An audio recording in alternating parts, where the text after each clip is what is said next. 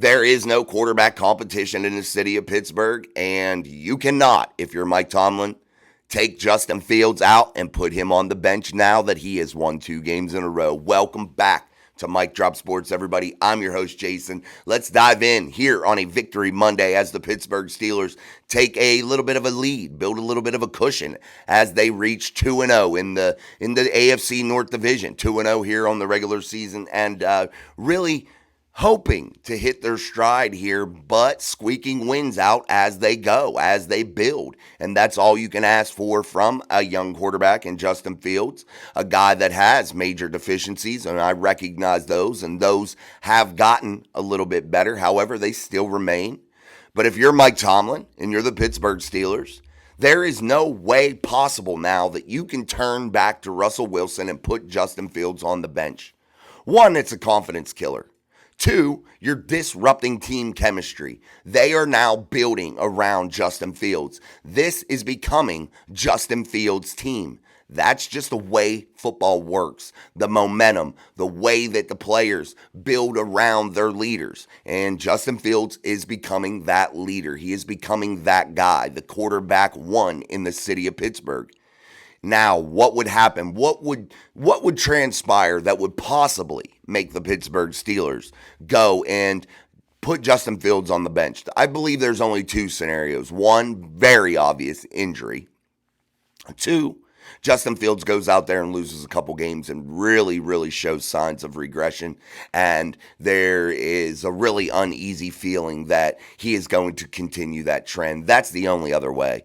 There is no way that Russell Wilson goes into practice this week and says, hey, I'm healthy, and takes Justin Fields and puts him on the bench and outplays him by that large of a margin. Because I don't think that that's even possible for the Pittsburgh Steelers to even consider it. Even if Russ did go in there and ball out in practice, they are not going to disrupt this apple cart, guys. They are not going to take Justin Fields out for Russell Wilson. It's just not going to happen now.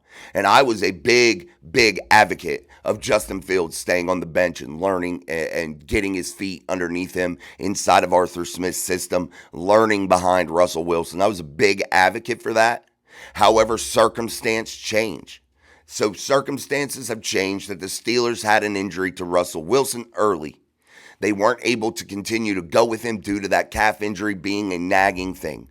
The Steelers had to turn to Justin Fields. Now Justin has won 2 ball games, checked off 2 wins in the win column.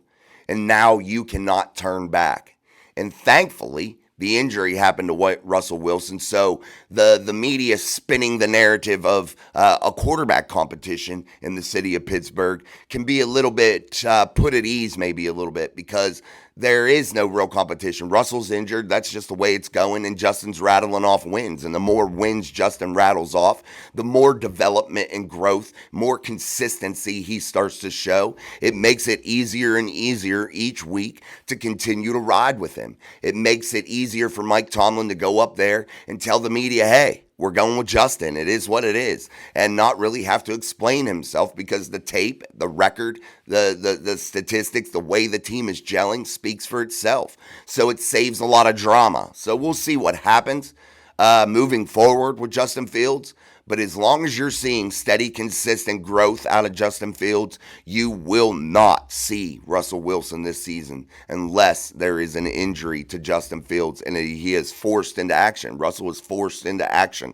Let's go through some of the statistics for Justin Fields. Not eye-popping numbers. However, some of the numbers were taken back due to poor penalties and, that kind of stuff.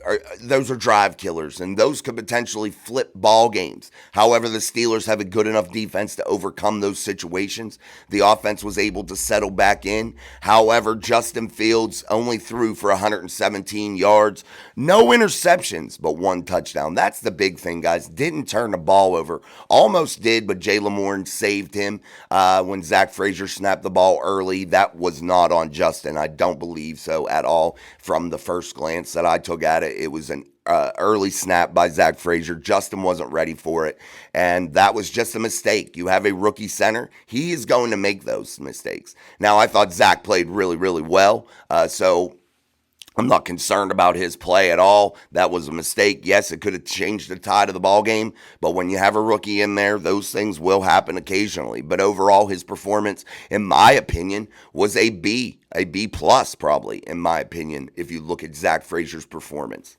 But the story of today is Justin Fields and that he is now the quarterback one in the city of Pittsburgh. That is not going to change unless those circumstances that I mentioned prior happen. Those are the only way things change. You look at yesterday's game on the other side of the coin, the quarterback that was in play against Justin Fields, Bo Nix. Yes, he put up over 240 yards.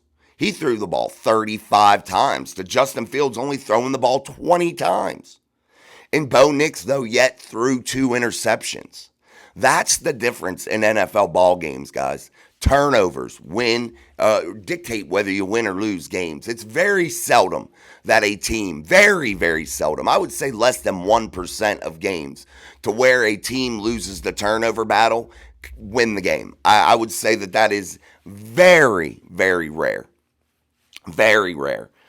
So yes, that's what we see with Justin Fields. Now, yesterday, Justin had a little support from the run game. I said Najee Harris would have 70 yards yesterday. That's what I said on the show. I looked for Najee Harris to get 70 yards. That's what I thought he would get. And guys, he got 17 carries for 69 yards.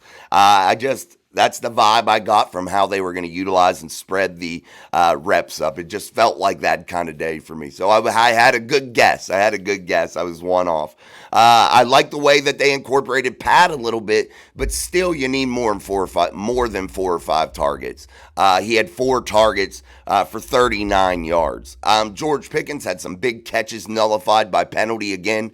Broderick Jones really had a bad sequence of plays, turning what would have been potentially a scoring drive into a 3rd and 25. It's just bad play from Broderick. But again, I'm not worried about Broderick. I still think he will be the franchise left tackle. I just think he needs to get back into a groove. And every lineman goes through times and periods to where they have some poor play. It's just the way it is. And again, when you're playing one-armed at a position that you've been tossed back and forth from the right to the left side, it's quite hard in your second year, especially at the NFL level. So we'll see exactly what happens here with Broderick Jones and how that continues to go.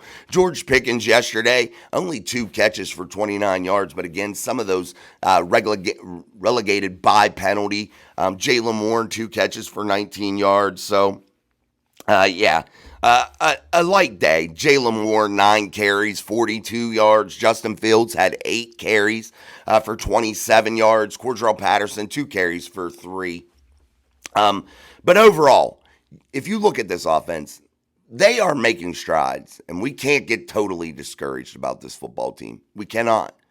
Not offensively, anyway, because I really, truly believe if you turn on that tape, guys, in which I know a lot of people aren't going to watch it twice, but if you did, and you would see how things are moving, how things are slowly, consistently yet, though, progressing to where the Pittsburgh Steelers didn't score a touchdown in week 1, but they did this week. And that's what you can ask for, guys. Slow, steady, consistent progression here at the beginning of the season.